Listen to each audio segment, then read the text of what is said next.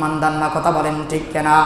আমার ভাইরা সাহার ইবনে আমার ভাই আনসার রাদিয়াল্লাহু তাআলা আনহু বর্ণনা করেন, আমার ভাইয়ের এই আয়াতে ঈমানের ব্যাখ্যা হলো, কিতাবের মধ্যে আসে এই আয়াতে ঈমানের ব্যাখ্যা হলো আল্লাহ রাব্বুল আলামিনকে এরকম ভাবে ভয় করা।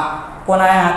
আল্লাযীনা ইউমিনুনা বিল গায়বি ওয়া ইউকিমুনাস সালাতা ওয়া মিম্মা রাযাকনাহুম ইউনফিকুন। জোরে বলুন সুবহানাল্লাহ। এই আয়াতকে আমার ভাই আয়াতের অপর নাম হলো আল্লাহকে ভয় করা, এটার নাম হলো ঈমান। আমার ভাইয়েরা সাহাবায়ে কেরাম রাদিয়াল্লাহু তাআলা আনহুম কেমন ঈমানদার ছিলেন, মুত্তাকিন ছিলেন, পরহেজগার ছিলেন। তারা বাতিলদের এত নির্যাতন সহ্য করেছেন, কিন্তু এক মুহূর্তের জন্য ঈমান এরকম ভাবে ছাড়েন নাই, কথা বলেন ঠিক কিনা?